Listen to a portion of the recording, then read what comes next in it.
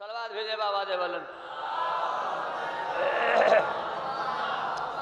تو آپ نے ملاحظہ کیا کہ اللہ نے جناب آدم کو کہا کہ یا آدم، اور آگے بڑھیے۔ اسی قرآن مجید میں اللہ نے آدم ثانی جناب نوح کو پکارا ہے، تو ارشاد ہوا کہ یا نوح انہ لیس من اہلک انہ عمل غیر صالح، اے نوح یہ تمہارا بیٹا تمہارے اہل بیت میں سے نہیں ہے۔ کیوں نہیں ہے؟ کہ اس لیے اس کا عمل غیر صالح ہے۔ اللہ نے نوح کو پکارا تو یا نوح کہا، یا نوح انہ لیس من اہلک، اے نوح یہ تمہارا بیٹا ضرور ہے، ہمیں اس سے انکار نہیں کہ بیٹا نہیں ہے، بس یہ تمہارے اہل بیت میں سے نہیں ہے۔ دیکھیے اللہ نے قرآن مجید میں اس بات سے انکار نہیں کیا کہ نوح تمہارا بیٹا نہیں ہے، کہا بیٹا ضرور ہے مگر یہ تمہارے اہل بیت میں سے نہیں ہے۔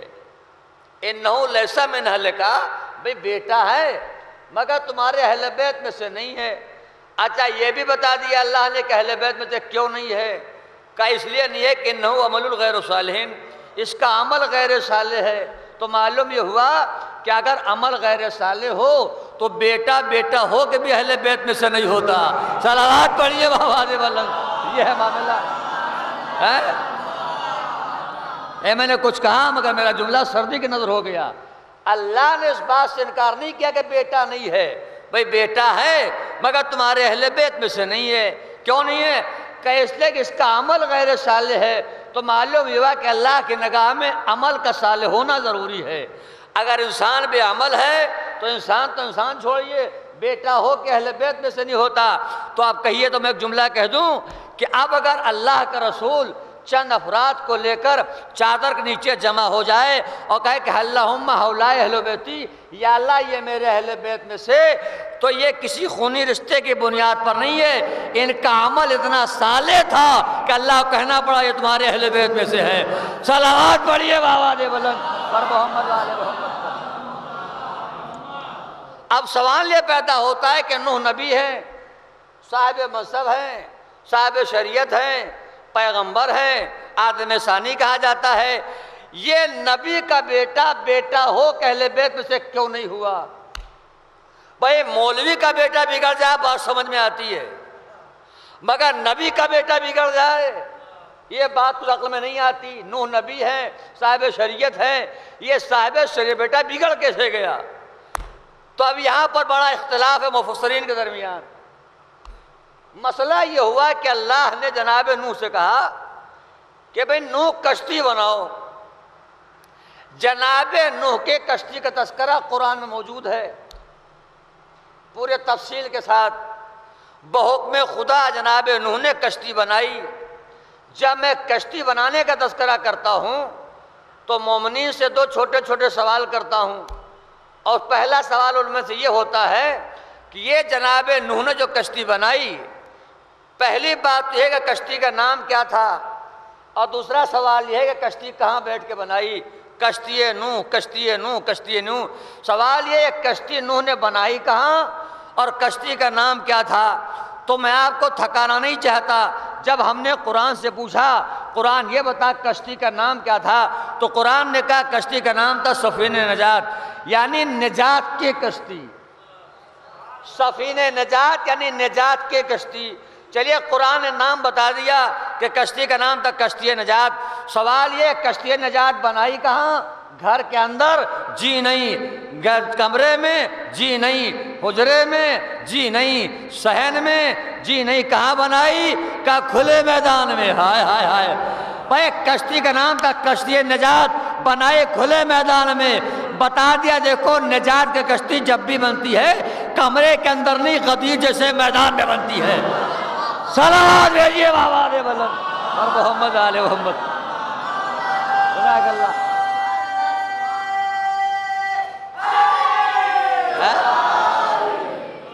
نجات کی کشتی بنی اور وہ بھی میدان کے اندر۔ اب کشتی بن گئی، بن کے تیار ہو گئی، اور ایک موقع وہ بھی آیا کہ ستیاب پر کشتی رواں ہوئی۔ جناب نوح نے آواز دیا آؤ کشتی کے اندر بیٹھ جاؤ۔ جو کشتی سے باہر ہوگا وہ ہلاک ہو جائے گا۔ جنہیں جنہیں نجات چاہیے تھی وہ کشتی کی طرف جا رہے ہیں۔ علامہ مقبول احمد صاحب قبلہ اللہ مقامہ نے اپنے تفسیر میں لکھا ہے کہ حد یہ ہے کہ ہر جوڑا کشتی میں آیا، ایک بد نصیب جوڑا بہت دور کھڑا تھا، وہ کشتی سے دور کھڑا تھا، اس جوڑے کا نام لکھا ہے خنزیر اور اس کی مادہ۔ یہ کشتی سے بہت دور کھڑے تھے، ساروں کا رخ کشتی کی جانب، یہ کشتی سے دور کھڑے تھے۔ تو خنزیر نے اپنی مادہ سے کہا کیا وہ چلے کشتی میں؟ تو مادہ نے کہا کشتی میں نہیں جائیں گے۔ کہا کیوں؟ کہا اس لیے کہ ہم ہیں نجس اور کشتی ہے پاک۔ اب اللہ جانے کون سمجھ رہا ہے کون نہیں سمجھ رہا ہے۔ کہا ہم کشتی میں نہیں جائیں گے، کیوں؟ کہا اس لیے ہم ہیں نجس اور کشتی ہے پاک، نجس ہو کر پاک کشتی میں کیسے جائیں؟ تو خنزیر نے کہا یہ تو ہمیں بھی پتا ہے، مگر کیا کریں نبی پکار رہا ہے، صلوات پڑھیے بابا نے بلند۔ اب ہر ایک کشتی کے اندر آ گئے، لیکن ایک بار جناب نوح نے دیکھا سب کا رخ تو کشتی کی طرف ہے، اور جب کشتی میں آ رہے ہیں اور یہ بیٹے کا رخ کسی اور طرف، تو نوح چونکہ باپ تھے، باپ کے دل میں بیٹے کی محبت ہوتی ہے، لہذا ایک بار نوح نے آواز دیا بیٹا کشتی تو ادھر ہے، تو ادھر کہاں جا رہا ہے؟ اس نے آواز دی بابا ہم آپ کے کشتی میں نہیں آئیں گے۔ کہا پھر کہاں جائے گا؟ کہا وہ پہاڑ ہمیں بچا لے گا، وہ پہاڑ ہمیں بچا لے گا۔ باپ کرا بیٹا کشتی میں آ، بیٹا کرا ہم پہاڑ بجائیں گے۔ ایک بات آج تک میرے سمجھ میں نہ آئی کرار بھائی، کیونکہ طالب علم ہوں کہ یہ نبیوں سے بغاوت کرنے والوں کو ہمیشہ پہاڑی کیوں یاد آتا ہے؟ ارے صلوات پڑھیے بابا دے وطن۔ میں جو سمجھ گیا صلوات اور بھیجے بابا دے وطن۔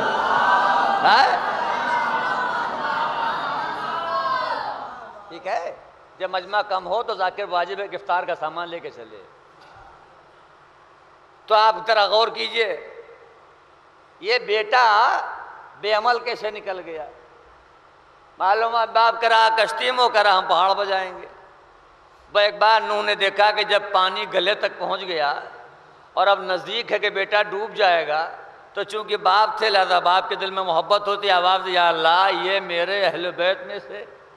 اللہ نے کہا نوح دیکھو بیٹا ضرور ہے مگر اہل بیت میں سے نہیں ہے، ہوتا تو آ جاتا کشتی میں۔ اچھا ایک بات اور کہہ دوں، بڑے پتے کی بات ہے کہ بیٹا ڈوب رہا ہے، نوح نے کہا کہ اللہ یہ میرے اہل بیت میں سے، اور 4 قدم کے فاصلے پر بیوی ڈوب رہی ہے، مگر بیوی کے لیے نہیں کہا کہ یا اللہ یہ بھی میرے اہل بیت میں سے۔ نہیں، میں جو کہہ رہا ہوں آپ خوب سمجھ رہے ہیں، نہ بولے الگ بات ہے۔ بیٹے کے لیے کہا کہ یا اللہ یہ میرے اہل بیت میں سے، مگر بیوی کے لیے نہیں کہا، کیوں؟ اس لیے کہ نوح جانتے تھے کہ بیٹا اہل بیت میں سے ہوتا ہے، بیوی اہل بیت میں سے نہیں ہوتی۔ صلوات پڑھیے بابا دے بلند۔ یہ بیٹا بیٹا ہو کہ اہل بیت میں سے کیوں نہیں ہوا؟ اب بڑے تفصیلی باتیں لکھی ہیں لوگوں نے، بعض نے یہاں تک لکھ دیا کہ نوح کا اپنا صلبی بیٹا تھا ہی نہیں، تو بیوی کا بیٹا تھا۔ بشیر صاحب نے لکھا یہ بیوی کا بیٹا تھا، بعض نے لکھا نہیں بیٹا تھا۔ ادا کرتا کیا تھا؟ جناب نوح جب کشتی بنا رہے تھے تو بیوی بیٹے سے کہہ رہے تھے کہ تمہارا باپ پاگل ہو گیا ہے۔ کہا کیوں؟ کہا پانی کہیں وجود نہیں ہے، ہر طرف خشکی ہے، آثار کہیں نظر نہیں آتے ہیں، یہ پاگل نہیں تو پھر کیا ہے، خشکی میں کہیں کشتی چلے گی؟ بیٹے نے کہا کہ پیسے لاؤ، کہا کہ تمہارے ابا نے سارا پیسہ کشتی میں لگا دیا، پیسے ہیں کہاں؟ نہ گھر میں پیسہ نہ جیب میں پیسہ، تمہیں کہاں سے دوں؟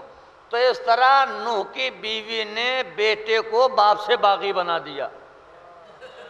میں نے ایک جملہ کہا اور آپ نے غور نہیں کیا، یہ بیٹا بے عمل کیسے نکل گیا؟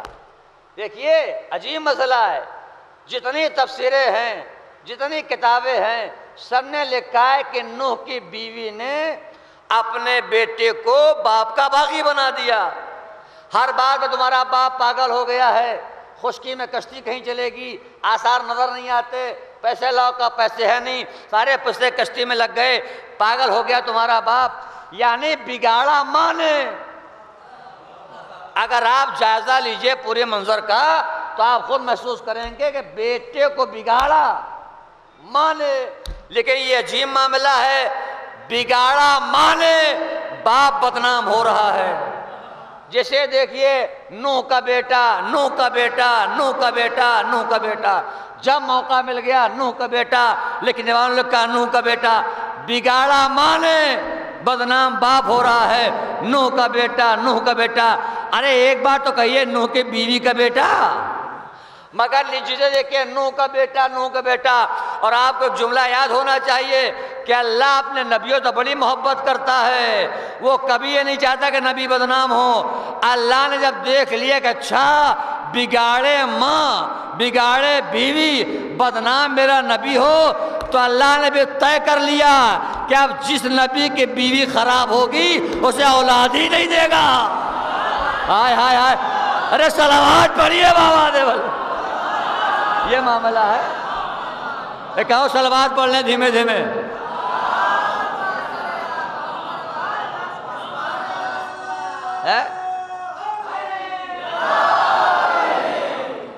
اور کیا آپ نے تو جناب نوح کو پکارا ہے تو کہا یا نوح۔ اور آگے بڑھیے، اسی قرآن میں اللہ نے جناب موسیٰ کو پکارا تو ارشاد ہوا یا موسیٰ انی اصطفیتک علی الناس برسالاتی بکلامی فخذ ما آتیتک وکن من الشاکرین۔ اے موسیٰ ہم نے تمہیں چن لیا اپنی رسالت کے لیے، اور ہم نے تمہیں چن لیا کلام کرنے کے لیے، تم سے کلام بھی کریں گے، ہو جاؤ بس میرے شکرگزار بندوں میں سے۔ تو جناب موسیٰ کو پکارا تو یا موسیٰ کہا۔ اور آگے بڑھیے، اسی قرآن میں اللہ نے جناب عیسیٰ کو پکارا ہے تو ارشاد ہوا یا عیسیٰ انی متوفیک ورافعک علیہ ومطہرک من الذین کفروا۔ عیسیٰ ہم نے تمہیں وفات دی، ہم نے تمہیں بلند کیا اور ہم نے تمہیں طاہر رکھا۔ اور آگے بڑھیے، اسی قرآن میں اللہ نے جناب ابراہیم کو پکارا ہے تو ارشاد ہوا کہ یا ابراہیم عارض عن ھذا انہ قد جاء امر ربک۔ اے ابراہیم ہٹ جاؤ اس معاملے سے، یہ ہمارا اور قوم لوط کا ذاتی مسئلہ ہے، اس میں تمہیں بولنے کی اجازت نہیں ہے۔ دیکھیں یہ آیت ہے، اور آیت کا پس منظر میں سناؤں۔ اس آیت کا پس منظر یہ ہے کہ اللہ نے چاہا قوم لوط پر عذاب نازل کرے، لوط ایک پیغمبر تھے، چاہا اللہ نے ان کی امت پر عذاب نازل کرے، تو جناب ابراہیم نے کہا یا اللہ اس امت پر عذاب نازل نہ کر۔ تو اللہ نے کہا کیوں؟ کہا اس لیے کہ نہ فیہا لوطن، اس لیے کہ اس امت کے درمیان تیرا ایک نبی ہے، امت کے درمیان تیرا ایک نبی ہے، لہذا امت پر عذاب نازل نہ کر۔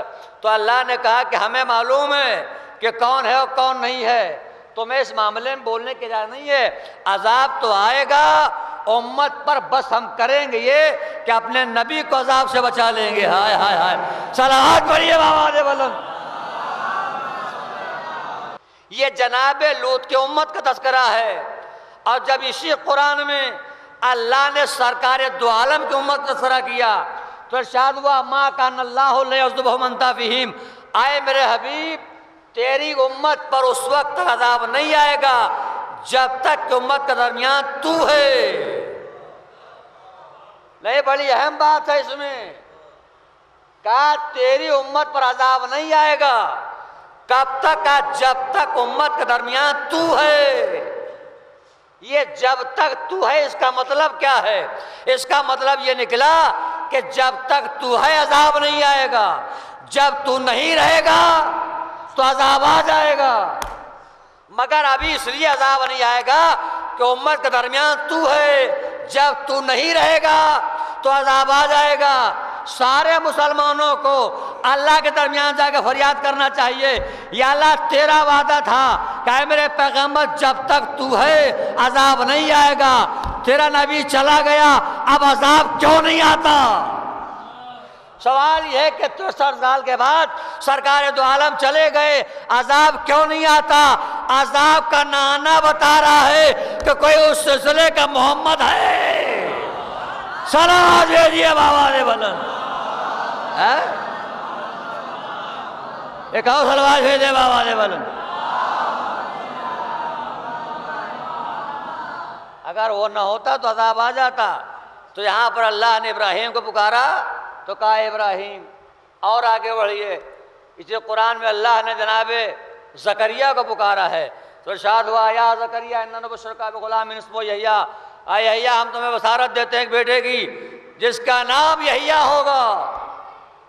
اور آگے بڑھیے، جناب یحییٰ کو پکارا تو کہا یحییٰ یا یحییٰ خذ الکتاب بقوۃ، اے یحییٰ لو یہ کتاب لے لو، مضبوطی سے تھام لو. اب آپ کو میں آیتیں کہاں تک سناؤں؟ مختصر یہ ہے کہ اللہ نے جب بھی جس نبی کو پکارا اس کو اس کے نام کے ساتھ، آدم کو پکارا یا آدم کہا، نوح کو پکارا یا نوح کہا، موسیٰ کو پکارا یا موسیٰ کہا، عیسیٰ کو پکارا یا عیسیٰ کہا، ابراہیم کو پکارا یا ابراہیم کہا. جب بھی اس نبی کو پکارا اس کو اس کے نام کے ساتھ. مگر میرا چیلنج ہے پورے قرآن میں آپ کو یا محمد نہیں ملے گا. صلوات پڑھیے بآواز بلند.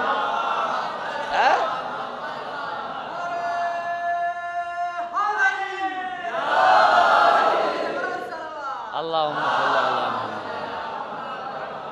دیکھیے آج کی تاریخ حضور سے وابستہ ہے، لدے خوش گفتگو تو آپ کو سننا ہی ہے. آدم کو یا آدم، نوح کو یا نوح، موسیٰ کو یا موسیٰ. مگر آپ پڑھ ڈالیے پورا قرآن، پورے قرآن میں آپ کو یا محمد نہیں ملے گا.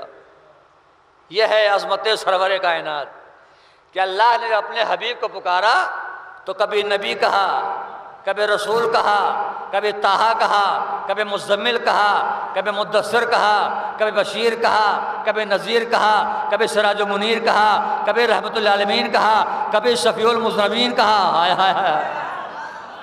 پورے قرآن میں آپ کو یا محمد نہیں ملے گا. یہ ہے سرور کائنات کی عظمت کہ اللہ نے جب بھی پکارا القاب میں، خطابات میں، کنایات میں، اشارات میں نام نہیں لیا. اور اگر کبھی کسی نے یا محمد کہہ کے پکارا تو اللہ نے کہا یہ یا محمد کہہ کے جو پکار رہا ہے اس کے پاس دماغ نہیں ہے، اس کے پاس شعور نہیں ہے، اس کے پاس عقل نہیں ہے. کیا ہوا آپ کو معلوم ہے؟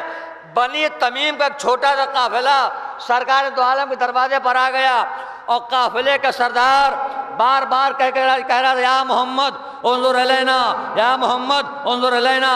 جیسے اس نے کہا یا محمد انظر الینا، آیت آ گئی ہے وہ لوگ کہ جو میرے سرکار اور میرے حبیب کے دروازے پر کھڑے ہو کر یا محمد کا کہہ کے پکار رہے ہو، تمہارے پاس عقل نہیں ہے، شعور نہیں ہے، سمجھ نہیں ہے، تم جانتے ہی نہیں ہو. یا اللہ یا محمد کہہ کے پکارنے والا کیا نہیں جانتا؟ کیسے اس بات کا علم نہیں ہے کہ جو نبی عرش کی خبر دینے فرض پر آیا ہے کیا اپنے دروازے بے خبر ہوگا؟ سنا جائیے بابا دے بلند. تو آپ نے دیکھا یہ ہے سرکار دو عالم کہ اللہ جب بھی پکار رہا ہے تو القاب و خطابات و کنایات و اشارات میں. مگر وائے ہو عالم اسلام کی ایک بڑی چھوٹے سے گروپ پر جو آج تک اس لفظ بھیجا کو نہیں سمجھ سکے. اللہ کہہ رہا ہم نے بھیجا، اور آج تک دنیا اس لفظ بھیجا کو نہیں سمجھ سکی. کیوں نہیں سمجھی آپ خوب جان رہے ہیں. بھیجا ہوتا تب تو سمجھتے. اللہ کہہ رہا ہم نے بھیجا، آپ فرما رہے ہمارے جیسے تھے. جسے دیکھیے جب موقع مل گیا، جب مائک مل گیا، جب اسٹیج ہاتھ آ گیا، سرکار ہمارے جیسے تھے، داڑیاں ہلا ہلا کے پڑھتے ہیں. نبی ہمارے جیسے تھے، ہمارے جیسے تھے، ہمارے جیسے تھے. اچھا جب ہم نے پوچھا کیا دلیل ہے کہ ہمارے جیسے تھے تو کہا قرآن میں لکھا ہے، قرآن میں ہے. چلیے آیت سنائیے قرآن میں کون سی آیت ہے؟ تو وہی ایک بڑی غریب نواز آیت ہے، قُلْ إِنَّمَا أَنَا بَشَرٌ مِثْلُكُمْ. ترجمہ سنائیے کہ اللہ کہہ دو میں تمہارا جیسا ایک بشر ہوں، کہہ دو میں تمہارا جیسا ایک بشر ہوں. تو ہم نے کہا اللہ کہہ دو میں تمہارا جیسا ایک بشر ہوں. رسول نے یہ ضرور کہا کہ میں تمہارا جیسا ایک بشر ہوں. یہ کب کہا کہ تم بھی ہمارے جیسے ایک بشر ہو؟ ارے صلوات پڑھیے بابا دے بلند. ہائے ہائے ہائے ہائے بیجرس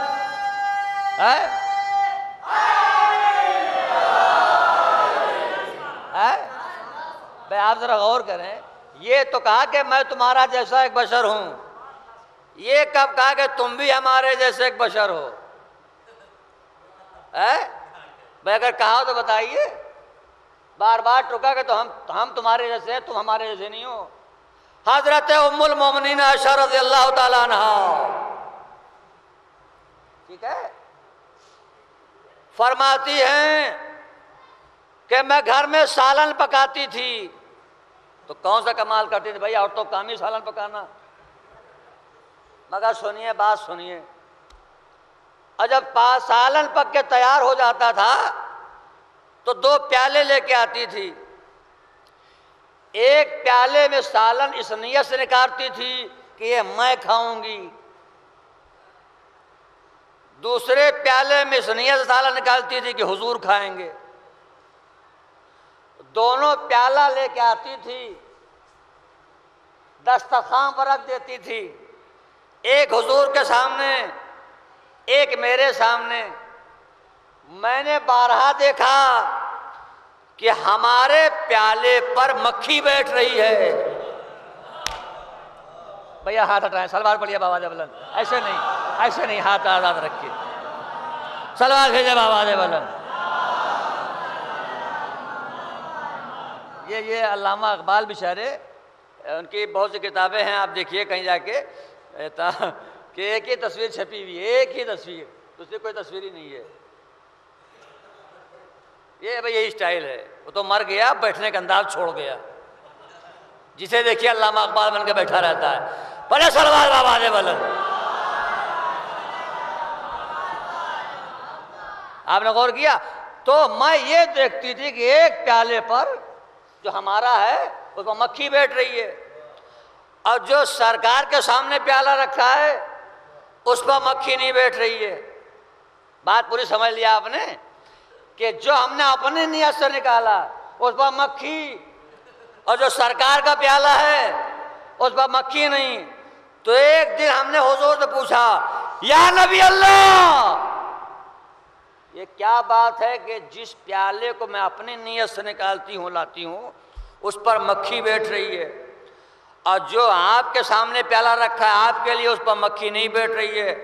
تو سرکار نے کہا، یا حمیرہ، میں نے 20 بار تمہیں بتا دیا کہ میں تم جیسا نہیں ہوں۔ صلوات پڑھیے بآواز بلند۔ آپ نے غور کیا؟ یہ ضرور کہا کہ بھائی دیکھو ہم تمہارے جیسے، تم ہمارے جیسے نہیں ہو۔ اور دیکھیے عجیب مسئلہ ہے، جس کے لیے نہیں کہا کہ تم ہمارے جیسے نہیں ہو، وہ تو بارہ کے ہم نبی جیسے پوری کائنات آدم عالم میں سے ایک ذات ہے مولا علی کی، جن کے لیے رسول اللہ نے کہا تم مجھ جیسا میں تجھ جیسا۔ نہیں، جب تک میں حدیث نہیں سناؤں گا آپ غور نہیں کریں گے۔ پڑھیے سلوات بآواز بلند۔ بالکل سچی حدیث سنا رہا ہوں آپ کو، سچی حدیث۔ یہ سچی میں نے اس لیے کہا تھا کہ آپ یہ بات ذہن محفوظ ہو جائے آپ کے کہ حدیثیں جھوٹی بھی ہیں، اور اگر جھوٹی حدیثوں کا چلن نہ ہوتا تو صحیح کتابیں کہاں سے آتی؟ صحیح کتابوں کا وجود میں آنا دلیل ہے کہ حدیثیں جھوٹی بھی ہیں۔ ایک صاحب نے کہا یہ جھوٹی حدیثیں کہاں سے آ گئیں؟ ہم نے کہا ہم ہی سب کچھ بتائیں، کچھ آپ بھی کوشش کیجئے۔ کہنے کچھ اشارہ، ہم نے کہا دیکھیے ایک صاحب جو ہیں ان کا میں نام نہیں لوں گا، اس لیے کہ کچھ نام ایسے ہیں کہ اگر لیے جائیں تو بیچارے لوگ پریشان ہو جاتے ہیں، تو ایسا نام ہی کیوں لیا جائے جس سے لوگ پریشان ہو جائیں؟ اور آپ خود سوچیں جن ناموں سے عوام پریشان ہوتی ہو ان ناموں سے اللہ کتنا پریشان ہوتا ہوگا۔ زیادہ لینا ہی نہیں چاہیے۔ جی اب سنیے، فتح خیبر کے بعد یہ اسلام لے آئے، سرکار کے ساتھ کل رہے 3 سال تک، یعنی ان کی جو سرکار کی موجودگی میں جو ان کی اسلامی زندگی ہے وہ 3 سال کی ہے، اور حضور کے ساتھ رہے 1 سال 9 مہینے، کل 3 سال کے مسلمان ہیں، اور سرکار کے ساتھ رہے 1 سال کتنے مہینے؟ 9 مہینے. اب تو سمجھ گئے نا؟ ٹھیک ہے. 1 سال 9 مہینے. مجموعی حدیث کی جو تعداد لکھی ہے وہ 5775. کتنی حدیثیں؟ 5775 حدیثیں. رہے کتنے دن حضور کے ساتھ؟ 1 سال 9 مہینے. حدیثیں کتنی؟ 5775. سوال یہ ہے کہ اتنی کم مدت میں اتنی حدیثیں کہاں سے آ گئیں؟ وہ بیچارے جو 20 سال سے رہے پیغمبر کے ساتھ اور 23 سال رہے پیغمبر کے ساتھ، کسی کے 600، کسی کے 700، کسی کے 800، 1200 اسے اوپر نہیں ہے، اور جو اتنے کم مدت میں رہا اس کی اتنی حدیثیں کہاں سے آ گئیں؟ تو کہا آپ کہاں سے آئیں؟ ہم نے کہا سمجھ جائیے آپ کہاں سے آئیں. کہا کوئی اشارہ؟ ہم نے کہا اشارہ سن لیجئے. حضرت عمر رضی اللہ تعالیٰ عنہ کے زمانے میں گورنر بنائے گئے مکے کے. اب یہ ہے مکے گورنر، اور ایک یمن سے آ گیا تاجر، تجارت کرتا تھا پیاز کی. وہی پیاز جو اگر قریب ہو تو انسان روئے، دور ہو جائے تو حکومت روئے. پیاز کا کاروبار. اور یمن سے لے آیا وہ 20 اونٹ پیاز، تھوڑا بہت بھی نہیں بھائی، 20 اونٹ. اور جب مکے لے کے پہنچا پیاز کو تو پیاز ہو گئی سستی. ہو گیا پریشان کہ اب تو گھاٹا ہو جائے گا، نقصان ہو جائے گا، نقصان کی بھرپائی کیسے ہوگی؟ لہذا آیا ان کے پاس، نام نہیں بتاؤں گا، آیا ان کے پاس. کہا میں یمن سے 20 اونٹ پیاز لے کے آیا ہوں. کہا بھائی تاجر ہو، لوگوں کو کام ہی لانا لے جانا ہے، ہم کیا کریں؟ کہا نہیں وہ ہے جو وہ پیاز ہے، اور پیاز مکے میں سستی ہو گئی ہے. کہا پھر؟ کہا کچھ کیجئے ورنہ ہم تو مر جائیں گے، بڑا نقصان ہو جائے گا. کہا میں کیا کروں؟ کہا آپ دعا کے علاوہ کر کیا سکتے ہیں؟ کہا دیکھو دعا ہوا تو کام نہیں چلے گا. کہا پھر؟ کہا اگر میں سارے پیاز تمہاری بچوا دوں تو ہمیں کیا ملے گا؟ سودا طے ہو رہا ہے. کہا 25%. کہا کبھی نہیں بکے گی. کہا پھر؟ کہا 50-50، آدھا آدھا. وہ بھی بیچارہ سوچا چلو کم از کم مول دھام تو نکل آوے، کوئی بات نہیں. کہا کوئی بات نہیں، ہم تمہیں آدھا دیں گے. جب طے ہو گیا کہ آدھا مال ہمیں ملے گا جو بکے گا، تو یہ آئے بیچ بازار میں مکے کے، اور آنے کے بعد کہنے یا ایھا الناس، اے لوگو، سمعت من حبیبی رسول اللہ، میں نے اپنے حبیب رسول اللہ سے سنا. کیا سنا؟ فرماتے ہیں کہ من اکل بصل الاکا فی المکہ وجبت لہ الجنہ. میرے حبیب نے فرمایا، میرے سرکار نے فرمایا کہ جو اکے کے پیاز مکے میں کھائے گا اس پر جنت واجب ہے. آیا آیا صلوات پڑھیے بابا نے بلند.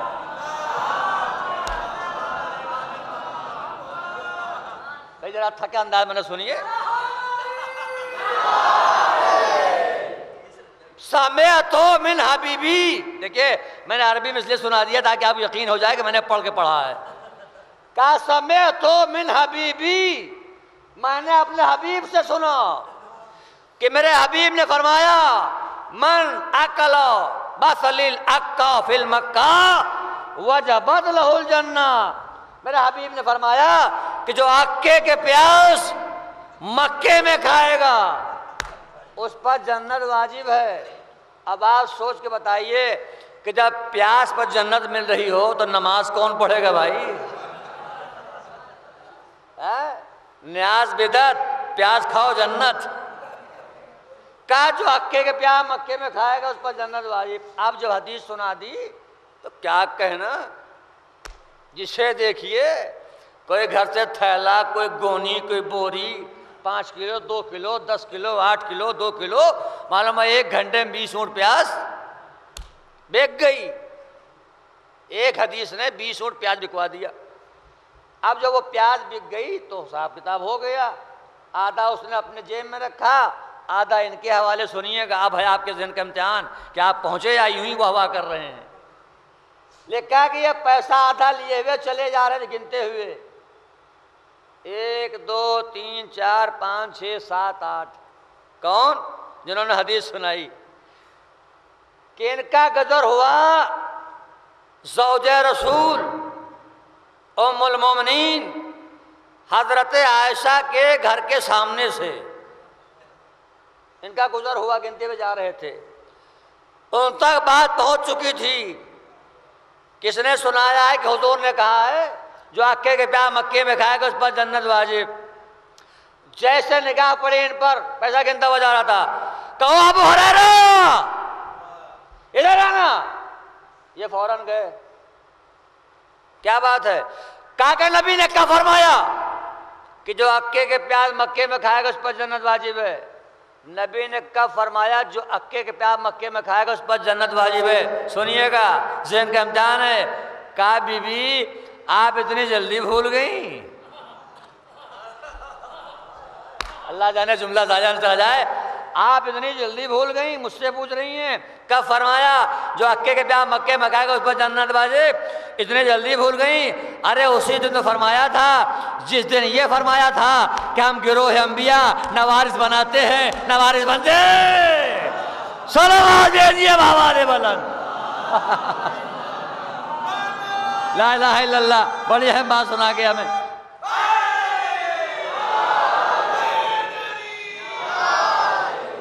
اسی دن تو کہا تھا، وہ حدیث یاد رہی، یہ حدیث بھول گئی آپ؟ اپنے مطلب والی یاد، دوسرے کے مطلب والی بھول گئی آپ؟ تو حدیثیں کہاں سے آئی ہیں بھائی؟ جیسا سوال یہ پیدا ہوتا ہے کہ 5775 حدیثیں یہ 1 سال 9 مہینے میں کیسے یاد ہو گئیں؟ تو اب بیچاروں نے تعویل شروع کر دی۔ کاش میں بات یہ ہے کہ بڑے ذہین تھے اور بڑے جینیس تھے اور دماغ ان کا بالکل کمپیوٹر جیسا تھا، جو سنتے تو یاد ہو جاتا تھا۔ ارے کہاں سے یاد ہو جاتا تھا؟ تو ایک اور معاملہ، ایک جھوٹ کو چھپانے کے لیے نہ جانے کتنی باتیں۔ اس میں بات یہ ہے کہ ایک دن سرکار دو عالم کے پاس ایک اعرابی تحفے میں اور ہدیے میں دودھ کا بھرا ہوا پیالہ لے کے آیا اور اس نے حضور کو دیا۔ سرکار نے پوچھا کیا ہے؟ کیا دودھ ہے؟ سرکار نے ایک گھونٹ پیا، اندر سے آواز آئی، پیالے کمرے میں رکھ دیا، حضور اندر چلے گئے۔ آواز آئی تھی، یہ پہنچے حضور سے ملنے کے لیے، لیکن انہیں بڑی تیز بھوک لگی تھی اور کمرے میں پیالہ بھرا ہوا دودھ دیکھا، ان سے رہا نہ گیا۔ انہوں نے دودھ کا پیالہ اٹھایا اور پیالہ دودھ کا انہوں نے پی لیا، دودھ کا پیالہ انہوں نے پی لیا۔ اب جب حضور آئے، کہا دودھ؟ کا سرکار ہمیں بھوک لگی تھی، ہم نے پی لیا۔ اسی لیے شاید کہا جاتا ہے کہ دودھ کو کھلا نہ چھوڑا کرو، بلی پی جائے گی۔ صلوات پڑھیے بابا دے بلند۔ ایک اور صلوات سے مل کے بڑا بابا دے بلند، اسی لیے کہا جاتا ہے۔ یعنی عجیب معاملہ ہے، آج عالم اسلام پورا دین، مکمل دین، کامل دین ابو ہریرہ سے لے رہا ہے۔ اور کیا آپ نے؟ تو حضور نے کہا دودھ کا ہم نے پی لیا۔ اب لکھنے والوں نے کہا کہ چونکہ سرکار کا جھوٹا دودھ انہوں نے پی لیا تھا، ذرا اس کا اثر اتنا ہوا کہ جو کچھ سرکار سے سنتے تھے سب یاد ہو جاتا تھا۔ یعنی اگر کوئی سرکار کا جھوٹا دودھ پی لے تو اتنا ذہین ہو جائے کہ اس سے پورا اسلام لیا جائے۔ اب انہیں کون سمجھائے؟ جو ایک بار نبی کا جھوٹا دودھ پی لے اس سے پورا اسلام لیتے ہو، اور جو نبی کی زبان چوس کے بھلا ہو۔ صلوات بھیجیے بابا دے بلند۔ ایک اور صلوات سے مل کے بڑے بابا دے بلند۔ تو بات کہیں دور نہ چلی جائے، کہا کہ دیکھو میں تمہارا جیسا ہوں، تم ہمارے جیسے نہیں ہو، اور کہا تو صرف ایک ذات کے لیے۔ اور کب کہا وہ بھی آپ کو یاد ہے۔ سرکار کی زندگی میں کیسا بھی لمحہ آیا جب سرکار نے ایک کو دوسرے کا بھائی بنایا، ایک کو دوسرے کا بھائی جس کی جیسی نیت تھی اس کو اسی جیسے کا بھائی بنایا، جس کا جیسا ارادہ تھا اس کو اسی جیسے کا بھائی بنایا، جس کا جیسا منصوبہ تھا اس کو اسی جیسے کا بھائی بنایا۔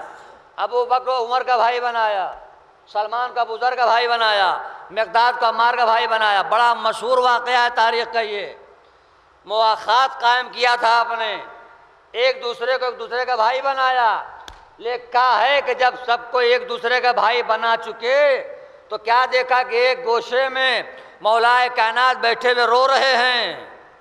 یہ تاریخ اسلام کا بڑا مشہور واقعہ ہے۔ جب ایک دوسرے کا بھائی بنا چکے تو نبی نے دیکھا کہ مولائے کائنات ایک گوشے میں بیٹھے رو رہے ہیں، تو آپ نے جب روتے دیکھا تو قریب آئے، بازوؤں کو پکڑا اور کھڑا کیا، اور ایک بار کہتے ہیں ماں یبکی کا یا علی، اے علی تمہیں کس چیز نے رلایا؟ یہ میں اپنے بڑے بھائیوں کا حصہ پڑھ رہا ہوں، یا علی تجھے کس چیز نے رلایا؟ تو مولائے کائنات نے کہا یا رسول اللہ آپ نے ہر ایک کو ایک دوسرے کا بھائی بنایا، ہمیں آپ نے کسی کا بھائی نہ بنایا، ہمیں آپ نے کسی کا بھائی نہ بنایا، جملہ ضائع نہ جائے۔ تو ایک بار مولائے کائنات کے چہرے کو کیا صحابہ کرام کے سامنے اور کہا یا علی ان میں کون ہے جو تجھ جیسا ہو؟ صلوات بھیجیے بآواز بلند۔ کون ہے ان میں کون ہے تمہارا جیسا ہو؟ یا علی تو مجھ جیسا، میں تجھ جیسا، تو میرا بھائی میں تیرا بھائی۔ صلوات بھیجیے بآواز بلند۔ مشہور واقعہ ہے۔ تو اگر بھائی بنایا تو مولائے کائنات کو بھائی بنایا۔ اچھا ایک سوال اور میں کر لوں، مولائے کائنات کو رسول اللہ نے اپنا بھائی بنایا اور خود کو علی کا بھائی بتایا۔ آپ مجھے بتائیے ان دونوں میں بڑا کون ہے چھوٹا کون ہے؟ کہا صاحب آپ تو ایسے بچوں والے سوالات کرتے ہیں، ارے علی چھوٹے ہیں نبی بڑے ہیں، تو حضرت علی ہوئے چھوٹے بھائی، رسول اللہ ہوئے بڑے بھائی، نہیں غور کیا؟ سرکار دو عالم ہوئے بڑے بھائی۔ اگر پوری کائنات میں کسی کو حق ہے کہ وہ نبی کو اپنا بڑا بھائی کہے تو صرف مولا علی۔ بہت بڑی بات میں کہہ گیا، صلوات پڑھیے بآواز بلند۔ صرف علی کے بڑے بھائی ہیں، باقی اور کسی کے بڑے بھائی نہیں ہیں۔ اگر رسول اللہ بڑے بھائی ہیں تو صرف مولا علی کے۔ اور کہا کہ یا علی مثل کا مثلی، تو مجھ جیسا میں تجھ جیسا۔ پھر کہا یا علی لحم کا لحمی، تیرا گوشت میرا گوشت، یا علی دم کا دمی، تیرا خون میرا خون۔ سنیے ایک ہی مجلس میں، ایک ہی نشست میں، ایک ہی بیٹھک میں کتنی بار کہا یا علی، یا علی مثل کا مثلی، یا علی لحم کا لحمی، یا علی دم کا دمی، یا علی روح کا روحی، یا علی نفس کا نفسی، یا علی عضو کا عضوی۔ اے علی تیرا گوشت میرا گوشت، تیرا خون میرا خون، تیری ہڈی میری ہڈی، تیری روح میری روح، تیرا نفس میرا نفس، تیرا جسم میرا جسم۔ اگر آپ غور کریں گے تو سرکار دو عالم نے ایک ہی مجلس میں، ایک ہی نشست میں، ایک ہی بیٹھک میں 7 بار کہا یا علی۔ گن لیجئے آپ، ایک ہی مجلس ہے، ایک ہی بیٹھک ہے اور 7 بار کہتے ہیں یا علی، یا علی مثل کا مثلی، یا علی لحم کا لحمی، یا علی دم کا دمی، یا علی روح کا روحی، یا علی جسم کا جسمی، یا علی نفس کا نفسی۔ یعنی ایک ہی مجلس میں 7 بار کہا یا علی یا علی یا علی یا علی۔ بھائی یہ بتائیے کہ سنت کسے کہتے ہیں؟ نہیں میں سمجھا نہیں پا رہا ہوں، یہ سنت کی تعریف کیا ہے؟ کہ جو رسول کریں وہ کرو یہ سنت، جو رسول کہیں وہ کہو یہ سنت۔ نہیں سمجھے آپ؟ ہم نے پوچھا یہ داڑھی اتنی لمبی کیوں رکھی؟ کہا پیارے نبی کی سنت۔ موچھیں کیوں کترائیں؟ کہا پیارے نبی کی سنت۔ سرما کیوں لگایا؟ پیارے نبی کی سنت۔ کرتا لمبا کیوں؟ پیارے نبی کی سنت۔ پائجامہ چھوٹا کیوں؟ پیارے نبی کی سنت۔ زلفیں لمبی کیوں؟ پیارے نبی کی سنت۔ جتنے ہیں سب پیارے نبی کی سنت، پیارے نبی کی سنت، پیارے نبی کی سنت۔ ٹھیک ہے چلیے سب تو پیارے نبی کی سنت ہے، آپ بھی دین کی تبلیغ کے لیے دیوبند چھوڑتے ہیں، سہارنپور چھوڑتے ہیں، دین کی تبلیغ کے لیے وطن چھوڑتے ہیں۔ سرکار نے بھی دین کی تبلیغ کے لیے وطن چھوڑا۔ آپ سہارنپور چھوڑتے ہیں، سرکار نے مکہ چھوڑا تھا، نہیں غور کیا آپ نے؟ وطن تو پیغمبر نے بھی چھوڑا دین کے لیے، وطن آپ بھی چھوڑتے دین کے لیے۔ مگر میرے بڑے بھائیو اتنا بتاؤ کہ جب سرکار نے وطن چھوڑا تھا تو بستر چھوڑ کے گئے تھے کہ لے کے گئے تھے؟ ہائے ہائے، نہیں سمجھ رہا میرا مجمع۔ مجھے صرف اتنا بتاؤ، بستر جو ہے سرکار دو عالم وطن چھوڑ کے گئے تھے، یہ وطن سے لے کے گئے تھے؟ کہنے حضور تو بستر چھوڑ کے گئے تھے، تو جب سرکار بستر چھوڑ کے گئے تھے تو یہ بستر لے کے چلنا یہ کس کی سنت ہے؟ صلوات پڑھیے بابا دے بلند۔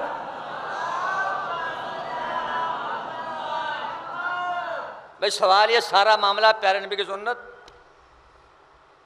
ٹھیک ہے؟ تو جو رسول نے کیا وہ کریں آپ، پیارے نبی کی سنت۔ جو رسول نے کہا، کیا کہا رسول نے؟ ایک ہی مجلس میں اور ایک ہی نشست میں اور ایک ہی بیٹھک میں 7 مرتبہ کہا یا علی یا علی یا علی۔ بھائی سنیے، ایک جملہ کہنا چاہ رہا ہوں، 7 مرتبہ نبی نے کہا یا علی۔ آپ علی کو مولا نہ مان کر صحیح، سنت مان کر ایک بار کہہ دیں یا علی۔ صلوات پڑھیے بابا دے بلند۔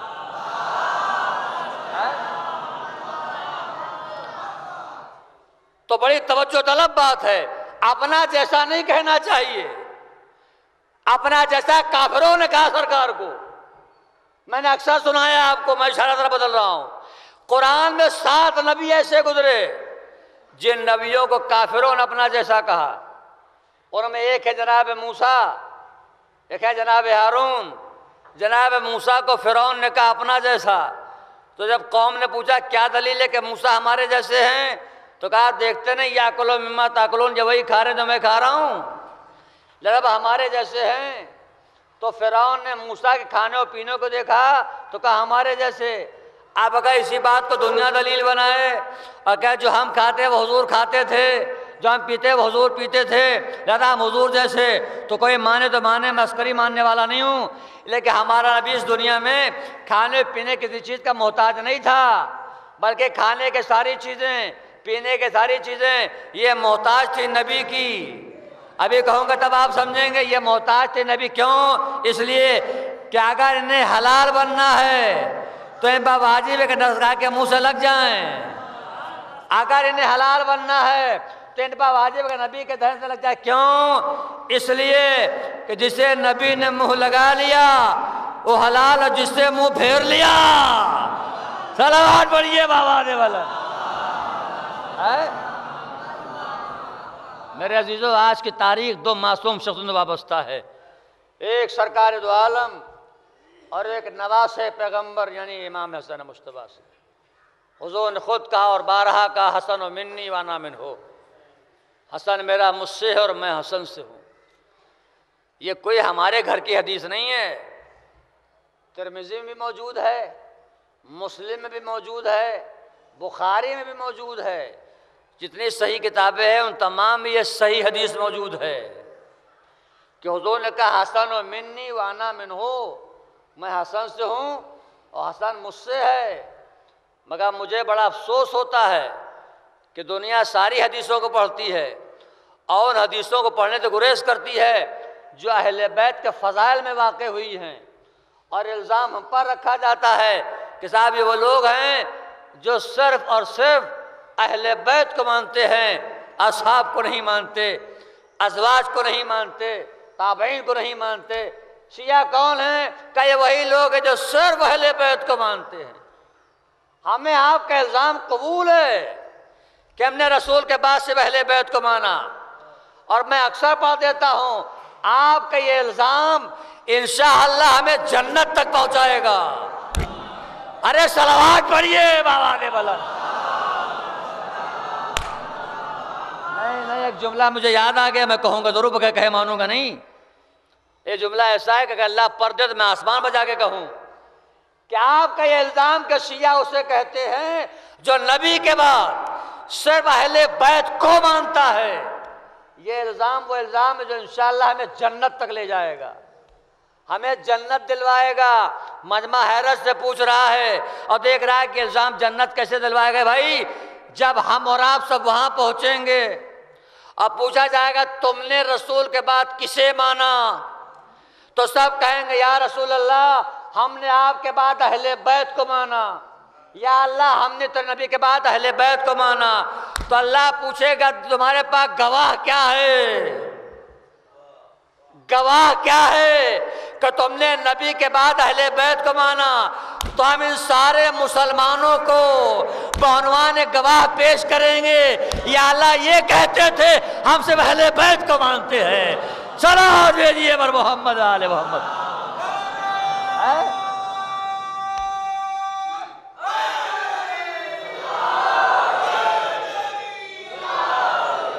ٹھیک ہے، یہ الزام جنت تک لے جائے گا۔ کہا فلاں کو نہیں مانتے ہو، فلاں کو نہیں مانتے ہو، فلاں کو نہیں مانتے ہو، فلاں کو نہیں مانتے۔ اچھا چلیے ہم نہیں مانتے، ہم نہیں مانتے۔ وہ آئیں گے مرنے کے بعد قبر میں ہمارے پوچھنے کے لیے تم نے ہمیں کیوں نہیں مانا ہے؟ قبر میں آئیں گے پوچھنے کے لیے کہ ہم آئے پوچھنے تم نے ہمیں کیوں نہیں مانا؟ نہیں آئیں گے۔ کوثر پلانے والوں کی فہرست میں ان کا نام ہے؟ ہم بولیں گے پلائیے گا نہیں، تم نے ہم کو نہیں مانا ہم تمہیں نہیں پلائیں گے، کہ نہیں وہاں بھی نہیں ہے۔ شفاعت کرنے والوں کی فہرست میں نام ہے؟ ہم پہنچیں گے شفاعت کا نہیں، تم نے ہمیں نہیں مانا ہم شفاعت نہیں کروائیں گے، وہاں بھی نہیں ہے۔ تو بھیا جب کہیں ملاقات ہی نہیں ہوگی تو ایسے کو کیا ماننا؟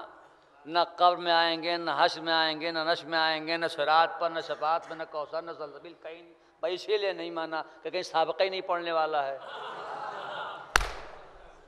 اسی لیے نہیں مانا۔ ایک بات سن لیجئے اور بڑی اہم بات ہے، اور میں اکثر کہتا ہوں کہ جسے ہم نے نہیں مانا، جن کو ہم نے نہیں مانا، ان میں کوئی ہم سے نہیں پوچھے گا کہ تم نے ہمیں کیوں نہیں مانا، اور جن کو تم نے نہیں مانا ہر قدم پوچھا جائے کیوں نہیں مانا۔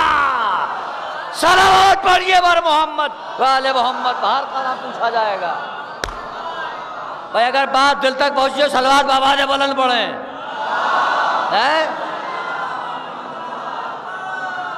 بھائی اسی لیے نہیں مانا، کہیں ملاقات نہیں ہونے والی ہے، مگر جن کو تم نے نہیں مانا ہر موڑ پر پوچھا جائے گا کہ تم نے کیوں نہیں مانا، کیوں نہیں مانا، کیوں نہیں مانا۔ اچھا سوال یہ ہم کریں تو کیا کریں بھائی؟ مجبوری یہ ہے کہ ہم تو اسی نیت سے گئے تھے کہ مانیں، خیبر میں دیکھا کہ نظر آ جائے مان لیں، مگر وہاں بھگوڑوں کے فہرست میں ملے جے، جم کر لڑنے والوں میں نہیں ملے۔ خندق میں دیکھا وہاں بھی نظر نہیں آئے، ہجرت کے رات دیکھا کہ بستر پر شاید وہاں بھی نظر نہیں آئے، جہاں جہاں دیکھا وہاں کہیں نظر ہی نہیں آئے۔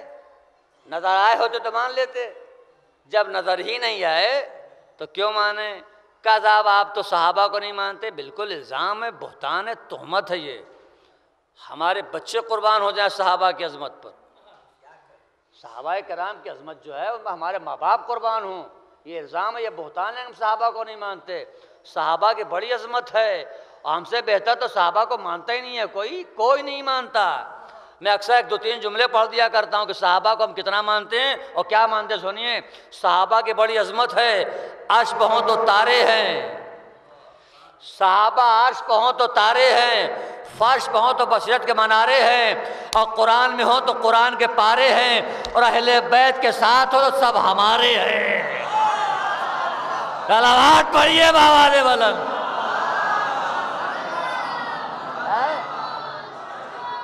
یہ الزام، یہ تہمت، یہ بہتان کہ ہم صحابہ کو نہیں مانتے، لاکھوں سلام ہو اور کروڑوں درود ہو صحابہ کی عظمت پر، یہ خامخواہ کی بات ہے کہ ہم نہیں مانتے۔ ہم مانتے ہیں کہ اگر آپ مانتے ہوتے تو آپ یہ کیوں کہتے کہ صحابہ کرام رسول اللہ کو میدان میں چھوڑ کر بھاگ گئے تھے؟ بالکل غلط، بالکل غلط۔ صحابہ کرام میدان میں پیغمبر کو چھوڑ کر نہیں بھاگے تھے، صحابہ موجود تھے، بھاگنے والے منافق تھے۔ ہم صحابہ کو مانتے، ہم سے بہتر کوئی نہیں مانتا ہوں۔ میں اکثر کہتا ہوں، ایک جملہ اور کہوں گا، موالیان حضرت کرار کا مجمع ہے، بات پہنچے گی۔ میں اکثر کہتا ہوں کہ جو صحابہ کو برا کہے اس پر لعنت ہو، جو صحابی کو برا کہے اس پر لعنت ہو، جو صحابی کو برا کہے اس پر لعنت ہو، اور جو برے کو صحابی کہے اس پر بھی لعنت ہو۔ ارے صلوات پڑھیے بابا دے ولن، ایک اور صلوات دے دے بابا دے ولن۔ حسن منی، حسن میرا مجھ سے ہے اور میں حسن سے ہوں۔ کیا عظمت ہے نواسے پیغمبر کی۔ ممبر پر لیے ہوئے آئے تو پہچانو یہ میرا لال حسن ہے۔ حسن حسین امام ہیں، کھڑے ہو تو امام، بیٹھ جائیں تو امام۔ حسن حسین جوانان جنت کے سردار ہیں۔ یہ ساری حدیثیں ہیں جو سرکار دو عالم نے امام حسن امام حسین کی شان میں کہی، اور مشہور ترین حدیث ہے کہ الحسن والحسین سیدہ شباب الجنہ، حسن حسین جوانان جنت کے سردار ہیں۔ مجھے آپ بتائیے کہ یہ حضور نے جو کہا کہ حسن حسین جوانان جنت کے سردار ہیں، یہ امام حسن امام حسین کس عمر کے تھے جب کہا ہے؟ بچے تھے بھائی۔ حضور کی زندگی میں امام حسن امام حسین کی ولادت ہوئی تو جب آپ کی وفات ہوئی ہے تو کوئی 7 سال کا، کوئی 6 سال کا، 7 سال سے اوپر نہیں ہے، 7 سال کے بچے ہیں۔ حضور کیا کہہ رہے ہیں؟ حسن حسین جوانان جنت کے سردار ہیں۔ امام حسن اور امام حسین کے شان میں جتنی حدیثیں آئی ہیں پیغمبر کی، جتنی ہیں، ان تمام کا تعلق صرف 7 برس کی عمر کا ہے۔ جب امام حسن امام حسین 8 سال کے ہوئے تو حضور کی کوئی حدیث نہیں آئی، کیوں؟ وفات ہو چکی تھی۔ تو جتنے فضائل حضور نے بیان کیے امام حسن امام حسین کے، وہ سب اسی عمر کے ہیں، 7 سال کے، لیکن اس کے بعد تو وفات ہو گئی ہے۔ تو کیا کہا؟ حسن حسین جوانان جنت سردار ہیں۔ عمر کیا ہے؟ 7 سال۔ کہہ کیا رہے ہیں؟ حسن حسین جوانان جنت کے سردار ہیں۔ یہ بچے ہیں، حضور نے کہا یہ جوانان جنت کے سردار ہیں۔ یہاں 70 سال کے بعد اس بات کا یقین نہیں ہے کہ جنت میں جائیں گے کہ نہیں۔ نہیں، میں نے جملہ کہا، آپ نے غور نہیں کیا۔ 80 سال 100 سال 60 سال ہو گیا، مگر کوئی اس یقین کے ساتھ نہیں کہہ سکتا کہ وہ جنت میں داخلہ بھی ہوگا کہ نہیں، جائے گا بھی نہیں، جائے گا کہ نہیں جائے گا، مگر یہ 7 سال کے ہیں۔ حضور کریں یہ جوانان جنت کا سردار ہیں۔ اب آپ کے سمجھ میں آیا کہ امامت میں اور امت میں فرق کیا ہے؟ صلوات پڑھیے بابا دے بلند۔ امت اسے کہتے ہیں جو 70 سال کے بعد بھی یقین کے ساتھ یہ نہیں کہہ سکتا کہ وہ جنت میں جائے گا کہ نہیں، اور امام اسے کہتے ہیں جو 7 سال کی عمر میں جوانان جنت کا سردار بن جاتا ہے۔ غور کیا آپ نے؟ بڑی اہم بات میں کہہ گیا۔ یہ ہے امام حسن، کیا فضیلت فضائل ہیں آپ کے۔ ایک بار مدینے کچھ بچے آ گئے روتے ہوئے، امام حسن نے پوچھا کیوں رو رہے ہو؟ بچے تھے، کیوں رو رہے ہو؟ تو بچے نے کہا مولا ہم مٹی کے گھرونے بناتے ہیں، چھوٹے چھوٹے مکان۔ کہ یہ عبداللہ بن عمر آتا ہے اور میرے مکانوں کو توڑ دیتا ہے۔ دیکھیں بڑی مشہور بات ہے، امام حسن سے شکایت کی مدینے کے بچوں نے، محلے کے بچوں نے، کہ ہم مٹی سے کھیلتے ہیں۔ دیکھیے بچے ہوتے ہیں معصوم، اور معصوموں کو تراب سے محبت ہوتی ہے۔ ہائے ہائے، نہیں غور کیا آپ نے؟ صلوات پڑھیے بابا دے بلند۔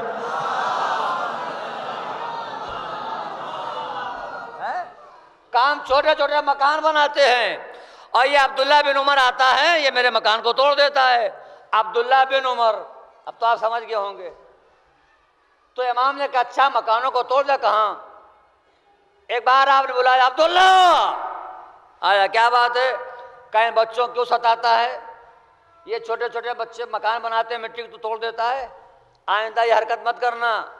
تو عبداللہ بن عمر نے کہا تم تو حسن ایسے کہہ رہے ہو جیسے کسی مملکت کے بادشاہ ہو، اور میں کوئی تمہارا نوکر ہوں، کوئی رعایا ہوں، ایسے حکم لگا رہے ہو؟ بس سنیے گا۔ اور آخری بات ہے، کہا تم تو ایسا حکم دے رہے ہو جیسے کسی مملکت کے بادشاہ ہو، اور ہم تمہارے رعایا ہیں، ہم تمہارے نوکر ہیں، ایسے حکم دے رہے ہو؟ بیک بار چہرہ امامت پر آثار غضب ظاہر ہوا، اور امام نے غیظ بھری نگاہوں سے دیکھا، اور دیکھ کے کہتے اسکت یا ابن عبدی، خاموش میرے غلام زادے، صلوات پڑھیے بآواز بلند۔ ہائے ہائے ہائے، کیا کہا؟ اسکت ابن عبدی، خاموش اے غلام زادے، میرے غلام کے بیٹے، میرے نوکر کے بیٹے، ارے تو ذرا باپ میرا نوکر ہے۔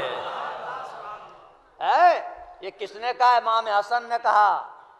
عمر کے بیٹے عبداللہ کو کیا کہا؟ غلام زادہ۔ غلام زادہ کہہ کیا رہا تھا؟ ایسے حکم دے رہے ہو کہ کسی مملکت کے بادشاہ ہو؟ تو آپ نے کیا کہا؟ خاموش غلام زادے۔ اب جب امام حسن نے غلام زادہ کہہ دیا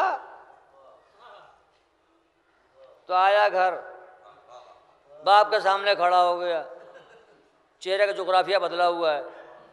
کہا کیا بات ہے بیٹا؟ کہا بات بتاؤں آپ کو؟ کہا کیا ہوا؟ کہا حسن نے ہمیں غلام زادہ کہا ہے۔ سنیے، کہا حسن نے ہمیں غلام زادہ کہا ہے۔ لکھا ہے کہ لیٹے تھے بیٹھ گئے، بیٹھے تھے کھڑے ہو گئے۔ کہا کیا واقعاً کہا ہے؟ ہائے ہائے، صلوات پڑھیے بآواز بلند۔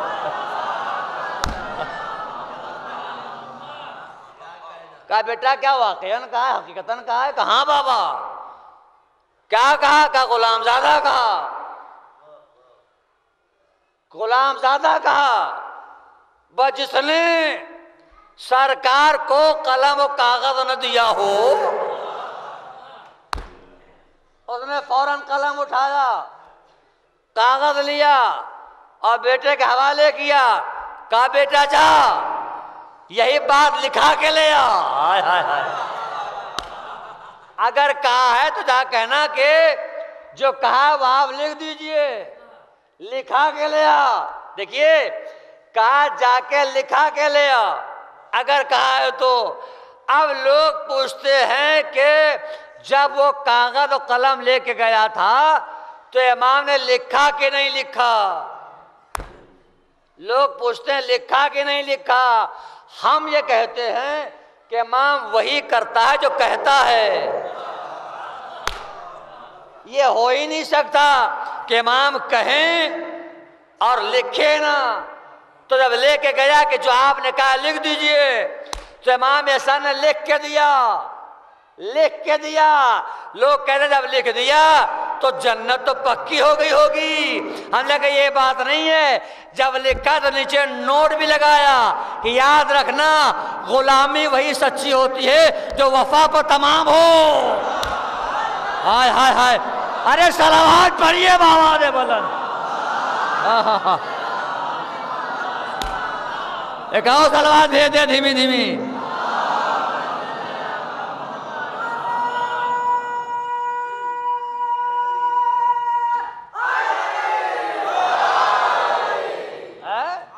جو وفا پر ختم ہو۔ اور کیا آپ نے؟ تو بیٹے نے کہا بابا یہ بتائیے اگر لکھ دیا انہوں نے تو آپ کریں گے کیا؟ کیا کریں گے؟ اگر لکھ دیا تو ہوگا کیا؟ کہا بیٹا جب میں مر جاؤں تو وہ تحریر میرے کفن میں رکھ دینا۔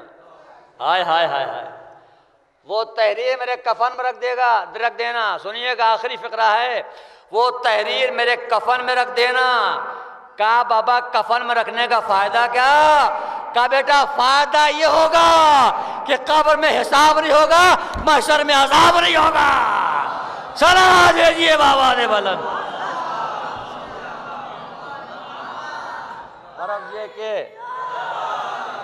غرض یہ کہ امام حسین علیہ السلام کی شخصیت وہ شخصیت ہے کہ ان کے فضائل کتنے سنائے جائیں۔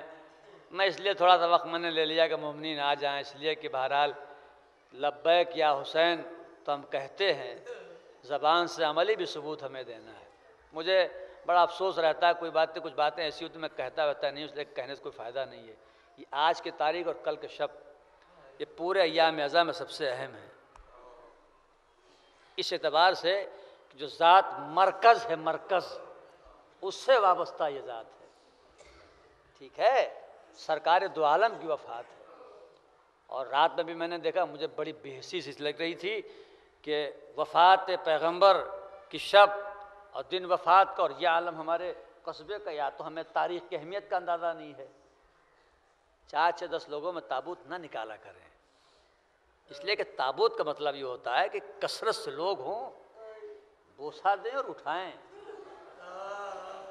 ہمارے اپنے گھر کا جنازہ ہو اور لوگ دیکھیں اور مڑ جائیں تو کتنا برا لگے گا آپ کو۔ سوچئے جس تابوت کے پیچھے دکھیاں ماں چل رہی ہو، تو تھوڑا سا اس بات پر غور کر لیا کریں، دل پہ ہاتھ رکھ کے بھی سوچا کریں۔ یا تو تابوت امام باڑے میں نکلے، اس کے بعد بڑھا دیں آپ، اگر نکلے تو کم از کم لوگ رہیں، لگے کہ ہاں کسی مظلوم کا تابوت جا رہا ہے۔ آج کی تاریخ تو معصوم شخصیت سے وابستہ ہے۔ اللہ اکبر، بڑی غمناک تاریخ ہے، بڑی رنج و الم سے بھری ہوئی تاریخ ہے۔ آج کی تاریخ وہ تاریخ ہے کہ ایک ماں کے سر سے اس کا باپ کا سایہ اٹھ رہا ہے۔ حضور کے طبیعت علیل ہے، اور ملک الموت دروازے پر، کیا اجازت ہے میں گھر کے اندر آ جاؤں؟ باپ کا سر بیٹی کے زانوں پر ہے۔ فضا کہہ دے میرا بابا بیمار ہے۔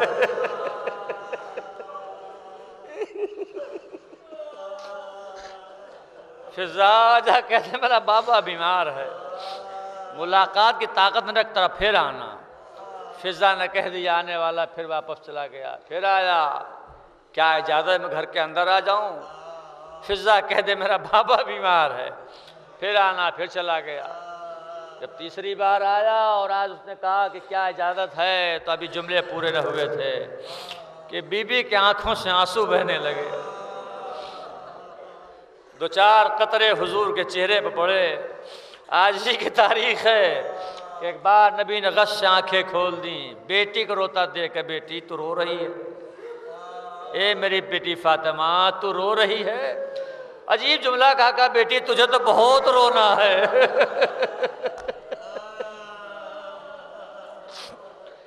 اے میری بیٹی فاطمہ تجھے تو بہت رونا ہے، مگر میری وفات کے بعد ابھی تو خدا رکھے تیرا بابا زندہ ہے، رونے کا سبب کیا ہے؟ کہا بابا کوئی ہے جو بار بار اجازت مانگ رہا ہے۔ میں نے کہا میرا بابا بیمار ہے، مگر وہ اجازت مانگے جا رہا۔ کہا بیٹی یہ تیرے در کا شرف ہے، کیا آج وہ بھی اجازت مانگ رہا جو نبیوں کی بارگاہ میں درانہ داخل ہو جاتا ہے۔ اے میری بیٹی فاطمہ اجازت دے دے ورنہ قیامت آ جائے گی، تیرے گھر کے اندر نہیں آ سکتا۔ بیٹی نے پوچھا بابا یہ ہے کون؟ دل پہ ہاتھ رکھ کے جملہ سنیے گا۔ بیٹی نے پوچھا بابا یہ ہے کون؟ کہا بیٹی یہ وہ ہے جو باپ کا سایہ بیٹی کے سر سے الگ کر دیتا ہے، جو بھائی کو بھائی سے جدا کر دیتا ہے، جو بیٹے کو باپ سے جدا کر دیتا ہے، اجازت دے دے۔ اب آپ دل پہ ہاتھ رکھ کے ہمیں بتائیں وہ بیٹی کیسے اجازت دے جس کے کہاں اس کے سر سے باپ کا سایہ الگ کر دے؟ مگر ہاں وہ عصمت ہی کیا جو تابع مشیت نہ ہو۔ بی بی نے اجازت دی، ملک الموت گھر کے اندر داخل ہوا، حضور کے روح کو لیا۔ اب کیا تھا، صبح ہے تو رونا، شام ہے تو رونا، کوئی پہر ایسا نہیں گزرتا جب حضور کو یاد کر کے بی بی نہ روتی ہوں۔ میرے عزیزو آج کی تاریخ وہ تاریخ ہے جس تاریخ میں جناب فاطمہ کے سر سے باپ کا سایہ الگ ہو گیا، اور اس کے بعد دوسرے مناسبت یہ ہے کہ آج ہی کے تاریخ میں امام حسن کی بھی شہادت ہے۔ کتنا مظلوم امام، جسے ظالموں نے زہر دے کے شہید کر ڈالا۔ فاطمہ اس مظلومہ کا نام ہے جس کا ایک بیٹا کربلا اور ایک بیٹا اللہ اکبر مدینے میں۔ میرے عزیزو، خاص بے وصیت امام کی شہادت کے بعد امام حسین نے غسل دیا، کفن پہنایا، جنازہ تیار ہوا اور جنازے کو لے کے چلے اس ارادے کے ساتھ کہ نانا کے پہلو میں نواسے کو دفن کریں گے، مگر دشمنوں نے ہائے نواسے کو نانا کے پہلو میں دفن ہونے دیا۔ اے عزیزو، مظلوم اور مسموم امام اپنی شکستہ پہلو ماں کے پہلو میں سو گیا۔ ظلم کیا ہوا کہ جنازے پر تیروں کی بارش ہوئی ہے۔ میرے عزیزو، جنازے پر تیروں کی بارش ہم پڑھ دیتے ہیں، لوگ سن لیتے ہیں، ذرا کوئی جناب زینب سے پوچھے، برابر کے بھائی عباس سے پوچھے کہ ان پر کیا گزر گئی ہوگی۔ لکھا ہے جناب عباس دوڑ کر آ رہے اور ایک بات تلوار کو لیا، زینب آگے بڑھی، اے بھیا تم بھائی کو دفن کرنے گئے تھے، تلوار کی ضرورت کیوں پیش آ گئی؟ کہا شہزادی کیسے برداشت کروں، ارے میری نگاہوں کے سامنے میرے بھیا کا جنازہ، تیروں پر بارش۔ آواز گریہ بلند ہے، اللہ ان آنکھوں اپنی رحمتیں نازل فرمائے۔ اے عزیزو، بڑی مناسبتیں ہیں، کن کن کا مصائب کیسے کیسے پڑھوں۔ مختصر یہ ہے کہ آپ کی آنکھوں میں جو آنسو آ رہا ہے، یہ فرش ادا بیٹھ کے جو آپ غم حسین میں رو رہے ہیں، کبھی اس بات پر غور کر لیا کیجئے کہ آپ کی آنکھوں میں جو آنسو آ رہا ہے، ان آنسوؤں کے پیچھے سب سے بڑی قربانی کس ذات کی ہے؟ آپ کے آنکھوں میں آنسو آئے، ان آنسوؤں کو آنے دینے کے لیے سب سے بڑی قربانی جس ذات کی ہے، اس ذات کا نام زینب ہے۔ کیسے قربانی یاد دلاؤں؟ کیسے قربانی؟ آپ کے آنکھوں میں غم حسین میں آنسو آئے، اس لیے بی بی زینب نے اپنے آنکھ کے آنسو پوچھ لیے تھے۔ مصائب کا ایک جملہ تھا، میں نے کہہ دیا کہ اس وقت آپ کو معلوم ہے صاحب مصاب الاخیار لکھتے ہیں کہ امام رخصت آخر کے لیے خیمے میں آئے، سیدانیاں رو رہی تھیں، جناب زینب کی آنکھوں میں آنسو تھا، بھائی مقتل میں جا رہا ہے، بہن کیوں رو رہے؟ ایک بار امام حسین آگے آئے اور آنے کے بعد کہا بہن بھائی کا ایک تم سے سوال ہے۔ کہا بھیا کیسا سوال؟ کہا بہن یہ بتاؤ کہ کیا تم یہ پسند کرو گی کہ جب میرے گلے پہ سم کا خنجر چل رہا ہو تو میرے آنکھوں میں آنسو ہو؟ کہا بھیا یہ کیسے ممکن ہے کہ علی کا بیٹا فاطمہ کا لال وقت ذبح اس کے آنکھوں میں آنسو آئے؟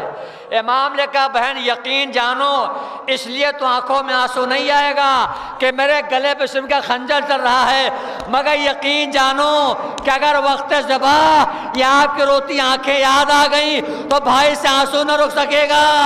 کہا بھیا کیا فرمائش ہے؟ کہ اپنے آنکھ سے آنسو پوچھ لو۔ اچھا بھیا اگر آپ کی یہی خواہش ہے تو لیجئے، بہن اپنے آنکھ سے آنسو پوچھ لیتی ہے اور وعدہ کرتی ہوں کہ آپ میرے آنکھوں میں آنسو نہیں آئے گا۔